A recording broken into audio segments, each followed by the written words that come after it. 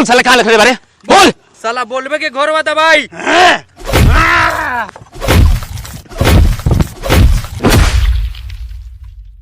बोल साला मुंह में तो खून निकालिए दिनियो बताओ कहाँ बा। तू मुंह में खून निकाल या गाड़ में खून निकाल हम ना बताएम। ओ तू तो ना बताबे तू ठीक बा फेंक दे साले के मार के नीचे।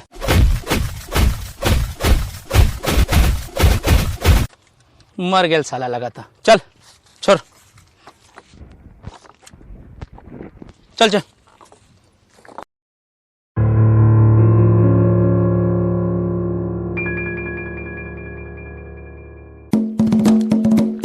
पता ना भगवान हमर कौना कलम से किस्मत लिखला हो। साला एगो आन्हरे बा एगोड़ा के सुनाइए ना देवेला। साला कहाँ देखत रहे कुछो बुझाइबे ना करे। सुनता रे बंटी क्या कहता साला दोगला बारे का रे दोगला केकरा कहले रे तू बारे साला दोगला कहबे साला यहाँ से मरले है रे हजरिया तू काहे मरने हमरा करे इतना दूर से मार देले मुड़ी पर है। रे साला तोरा कौन मरलो हम तो ससिया के मरनी है। देख बाप के गाड़ी मत देना ते नहीं काट के फेंक देबू नहीं कर। तू साला कादी सुनत हो रे हम साला बाप के गोड़ी नहीं एकरा। छोड़ बंटी एकरा के छोड़ साला के आन्हरा के रहे दे अपने आई साला चल एने। रे साला रे तू अनहरा केकरा के कहले रे हम आनर है सब लोग कहले साला हम काथी ना देखी ले सब देखी ले ना बोली ले अलग के बात बा। साले आनर कहला नु तो साले फाड़ दे हम। बाप रे बाप छोड़ हमरा के अभी माई के गड़ी न खो अब ना छोड़म साले के काट देमी नहीं।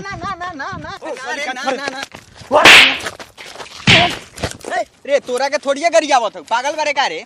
देख तोरे बाप दोगला तो समझ ले नु। रे साला कौन मरलक रे देखी फैन गड़ी आओ तो समझा दे एकरा त हम एगो खून कर दे। केने बा साला साला केने मारे साला केने गेल बाप रे बाप ठीक कैले है बंटी ठीक कैले मरले है साला के तो साला गोड़ तोड़ हां आधार कार्ड बन देतो लेकिन एगो फोटो लगतो। बाप साला चल यहाँ से साला खाली साला कहाँ से सब लोग कहले चल जा साले लोगन कोनो दिक्कत नहीं खे भगवान दूगो गोड़ देले बारन नु वही से चल के चल जा। ए साला गलती बारे लो ससिया ससियो का भैंसा मरल बाड़े जल्दी आओ। देख ससी ये अभी ले गड़ी आओ तो समझा दे एकरा के। बाप साला यहाँ से गरियावत चल साला बोलावत कुछो पकड़ाइल है।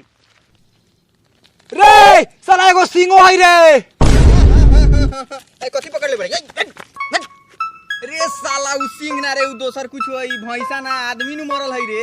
ए हजरिया मरले ये का एकरा के रे साला तू साला मार साले के बेल फोड़ दे मार के साले के फोड़ साले के बेल। उ सब छोड़ एकरा ला पानी लेके आओ जो जो जो पानी लेके आओ जो